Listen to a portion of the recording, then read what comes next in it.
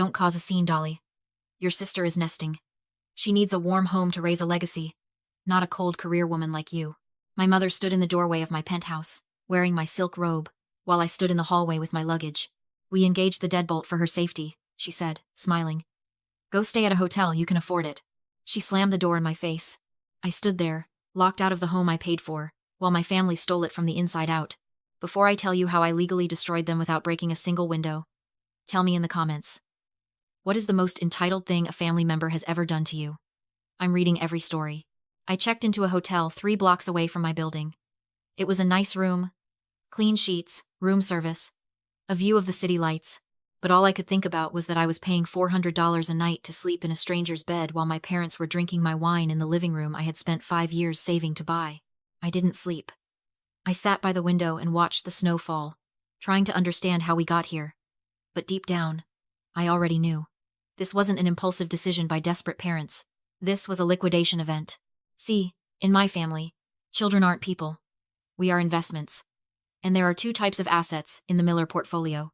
There is Brianna, the speculative asset, high risk, 0 return. But she makes them feel good because she needs them. She is the eternal project, the fragile thing that must be protected. And then there is me, the derivative asset. I learned what that meant 2 years ago. My father, Robert, needed a triple bypass. His insurance was garbage. He'd let the premiums lapse to pay for Brianna's second DUI lawyer. He called me from the hospital, weeping, terrified he was going to die. I didn't hesitate. I wired $52,000 directly to the hospital to cover the surgery and the rehab. I drained my emergency fund, because that's what a good daughter does.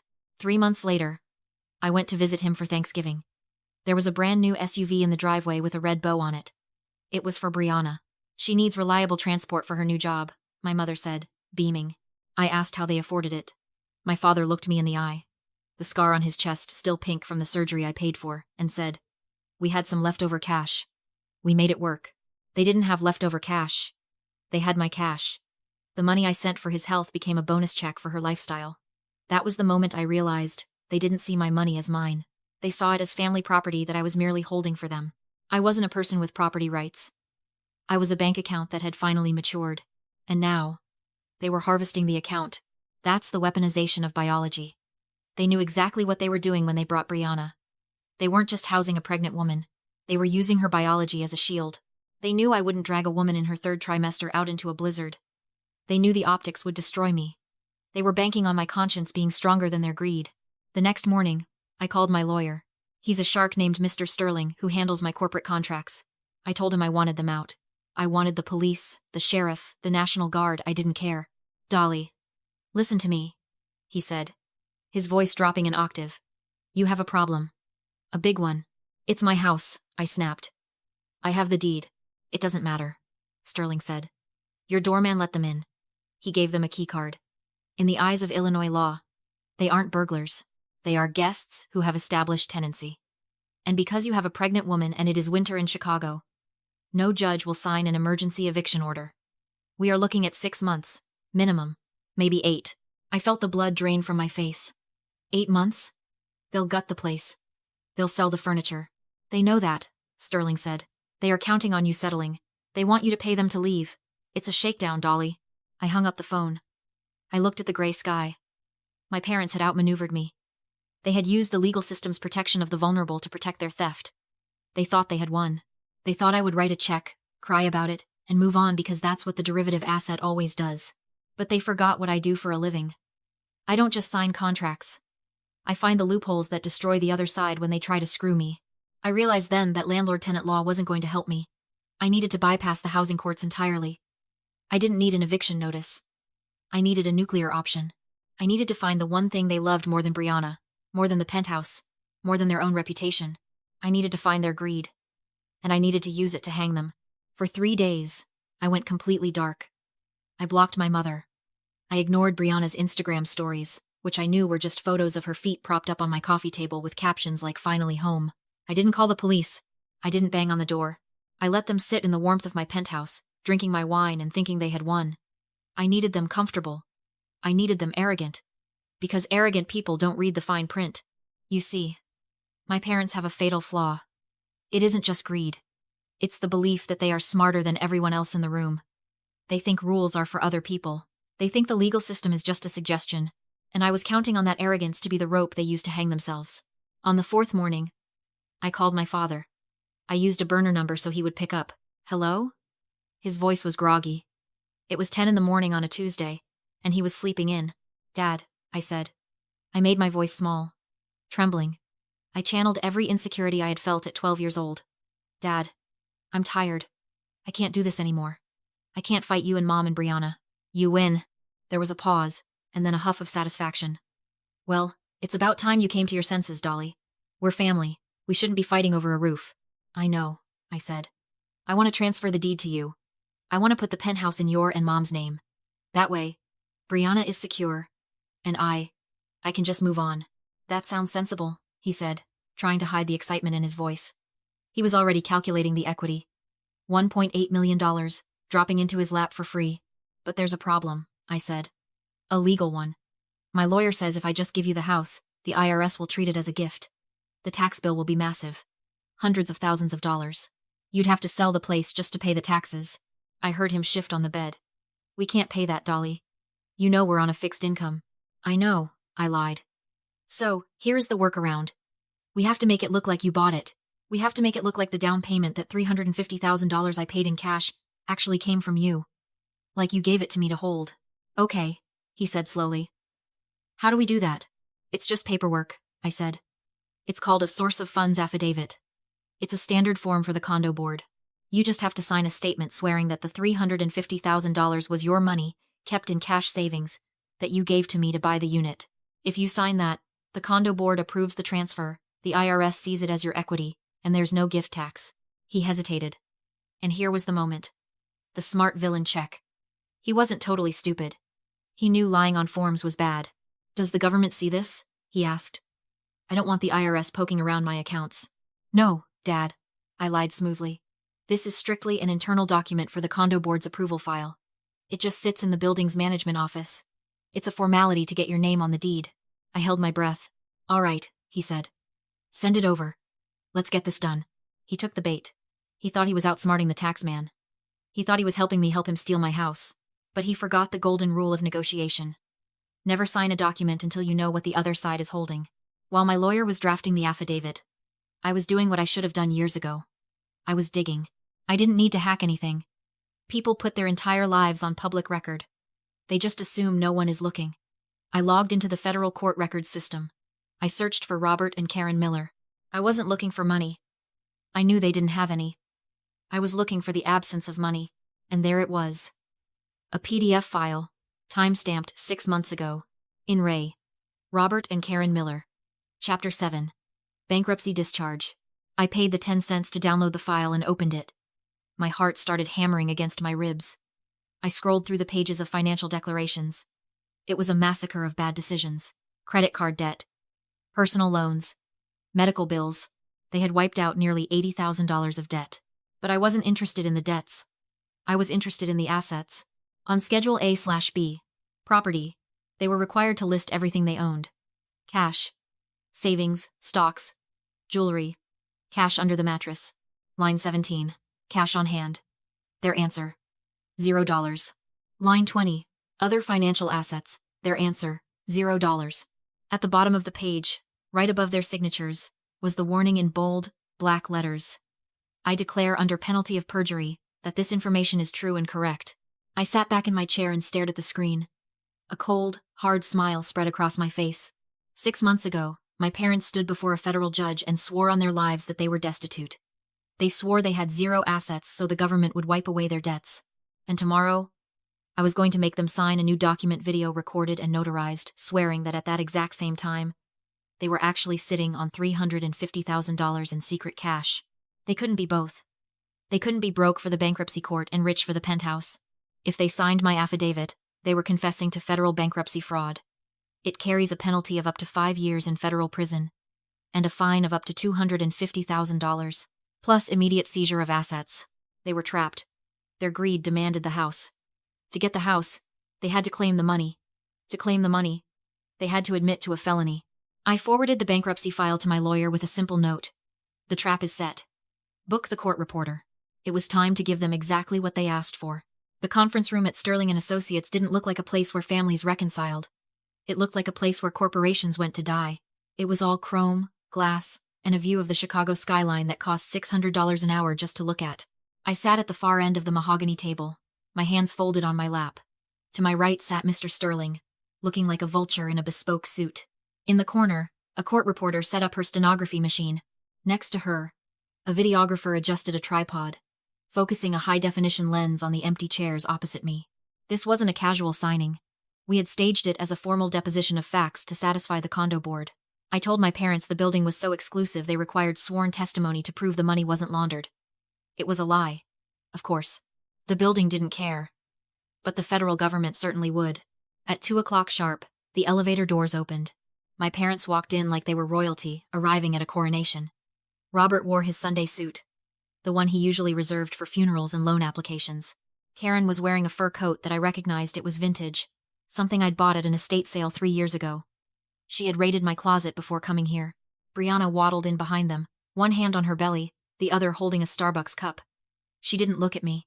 She looked at the view, already calculating how good this office would look on her Instagram story. They sat down. They didn't say hello. They didn't ask how I was doing in the hotel. Robert just drummed his fingers on the table and looked at Sterling. "Let's get this over with," he said. "The traffic is terrible, and my daughter needs to rest." "Water," Karen added, pointing at a pitcher in the center of the table. She looked at me. "Dolly, pour your sister some water." I didn't move. I didn't blink. I just watched them. Mr. Sterling cleared his throat. The sound was like a gavel striking wood. "Mr. and Mrs. Miller," he began, his voice devoid of warmth.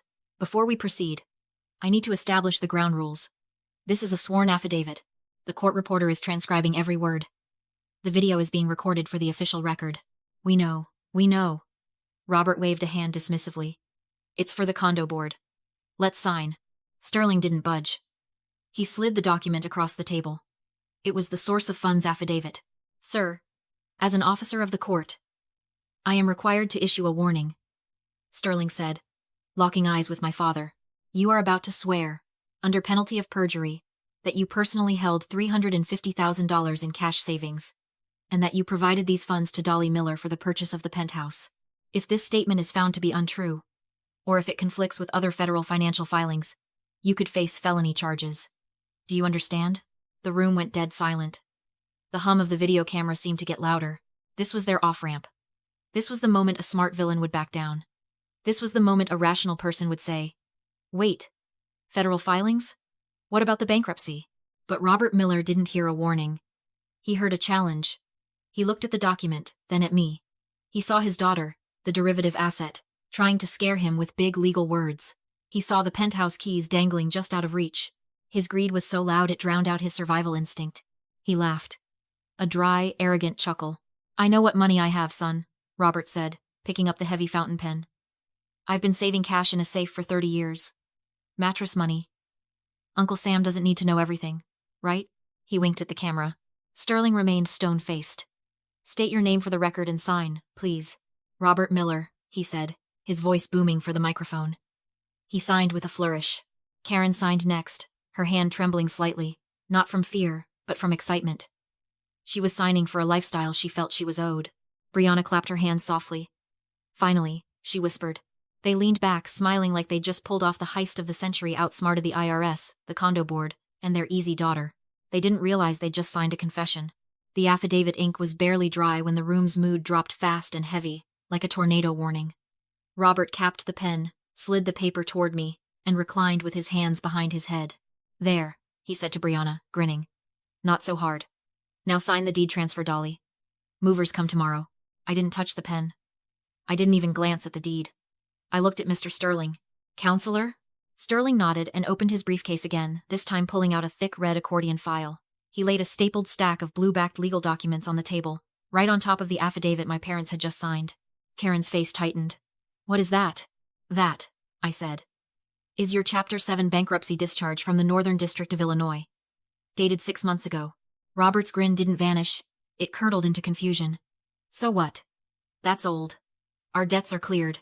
Page 4, I said calmly. Schedule A, B, assets." I tapped the line with my finger. "You swore to a federal judge under oath that you had zero cash, Zero savings. Zero assets. You told the court you were destitute, so they'd erase $80,000 in debt. Then I pointed at the camera. Still humming. Red light unblinking. But 5 minutes ago, I continued, you swore on video also under oath that you've been sitting on $350,000 in cash savings for years. Silence. Total. Brianna's eyes bounced between our faces like she was trying to do the math. Karen's hand flew to her throat. Robert's skin went a sick, ash gray. I found it, he stammered. After the bankruptcy. In an old coat pocket. Sterling raised an eyebrow. $350,000. In a coat pocket. It was a gift, Karen blurted. From a friend. Then it's income. Sterling snapped back, effortless. Which you failed to report to the IRS and the bankruptcy trustee. And since you also claimed it was mattress money saved over 30 years, you've now contradicted yourselves on the record. Robert's chair screeched as he surged to his feet. Give me that paper back. He lunged for the affidavit. Sterling dropped a hand over it, unmoving. I can't, Mr. Miller. It's evidence. Evidence of what? Robert shouted, veins bulging. We're helping our daughter. You tricked us. I didn't trick you, I said, cold and steady. I told you the legal requirement. You chose to lie because you wanted my home more than you wanted the truth. You walked in broke. And you just made yourself a felon on camera trying to steal my property. He hissed something and moved toward me. Sit down. Sterling barked pure command. The camera is still rolling. Every threat is being recorded. Robert collapsed back into his chair like his bones had turned to sand. For the first time, he saw the trap's shape. He couldn't be rich for the condo board, and poor for the federal government at the same time. Sterling adjusted his cufflinks like he was discussing weather. Mr. Miller, he said quietly, I have a duty to report. I can't sit on evidence of a felony. Before you leave this building, I will electronically file the video and affidavit with the United States bankruptcy trustee. Karen's voice shrank to a whisper. You can't. We're family. I'm not your family. Sterling replied. I'm a lawyer who likes keeping his license. And I should warn you because you admitted to hiding substantial assets while discharging debt. The trustee will seek an emergency asset freeze by morning. He leaned in. That means every account in your name gets locked. Pensions garnished, vehicles seized. You'll be stripped down to repay the creditors you defrauded. Brianna slammed the table hard enough to rattle the pitcher. Stop, she screamed, blotchy and shaking. I don't care about bankruptcy. I'm not leaving the penthouse. I have rights. I'm a tenant. Sterling turned to her, expression flat. Actually, Miss Miller, you're not, he said. You got access through fraud and false pretenses, lying to staff to bypass security. Under Illinois law, that kills any tenancy claim. You're not a resident. You're a trespasser. He checked his watch. Chicago police are already en route to remove unauthorized persons. If you're there when they arrive, you'll be arrested for criminal trespass. Brianna made a sound that was half sob, half shriek. Karen covered her face. Robert stared at the table, lips moving like he was trying to calculate a door out of a room with none. Then all three looked at me, shock, hatred, disbelief, like I detonated their lives for sport. And in a way, I had. People love telling you to take the high road. Just evict them. Change the locks. Don't ruin them. But you can't negotiate with a tumor. If I'd only evicted them, they'd have sued me for years, stalked me, drained me with legal fees and guilt until I was a husk. To save my life, I had to end theirs. I stood. My legs felt heavy, but my spine didn't bend. You think this is cruel, I said over Brianna's crying. You think I'm evil. You are. Karen spat through tears. You're sending your parents to prison. You're putting your sister on the street. No, I said. I'm cutting you off. You're parasites. And parasites don't stop until the host is dead. If I leave you $1, one foothold, 1 inch of leverage, you'll use it to destroy me. I met my father's eyes. The man who taught me love was a transaction. This isn't vengeance, I said softly. It's surgery. Quick. Final. Irreversible. I had to burn the bridge while you were still standing on it so you could never follow me again. I picked up my purse. Police will be at the penthouse in 20 minutes. I suggest you start moving. 2 uniformed officers arrived at the firm 10 minutes later, not to arrest my parents yet, but to escort hostile parties out. Sterling had called the moment Robert lunged. Watching them marched from a glass conference room felt unreal, a lifetime of control ending in fluorescent light. Karen's fur coat suddenly looked heavy. Brianna wasn't scrolling anymore. She was staring at the floor, realizing she wasn't sleeping in a penthouse tonight. At the doors, Robert twisted free just long enough to face me. Tears streaked his cheeks. He looked old, Dolly, please, he begged. We're your parents. Don't let them take everything. We did this for the family. I held his gaze. You're right. You did do this for the family. You chose the family you wanted to protect. My voice didn't rise. And it wasn't me. We can fix it, he pleaded. Tell the lawyer to stop. We'll leave. We'll go. It's too late, I said. The file is already sent. I stepped close, just out of reach. You sold me out for a house, I said. I sold you out for my freedom. Transaction closed. The elevator doors slid shut on his sobbing. I didn't go back to the penthouse. I signed Sterling's retainer, left the building, and went straight to the airport. The fallout hit like a hammer. The bankruptcy trustee moved faster than I expected. Within 48 hours, the emergency asset freeze landed. Accounts seized, car taken, pension garnished, their discharge revoked. The erased debt came roaring back with fines. They were charged with bankruptcy, fraud, and perjury, and they ended up serving a 5-year federal sentence. Brianna was removed from the penthouse that same night. No lease, fraudulent entry, trespasser. She spent months in a state shelter before landing with a distant cousin who didn't know the whole story. And the penthouse? I sold it. I couldn't breathe inside those walls anymore. After fees, I cleared $300,000, bought a one-way ticket, and disappeared. Now I'm sitting in a cafe in Notting Hill with a new number, deleted socials, and a clean horizon. To them, I'm a ghost. A ghost who won. If you believe cutting off toxic family is sometimes survival, hit subscribe and tell me. Would you have pushed the button, or would you have hesitated?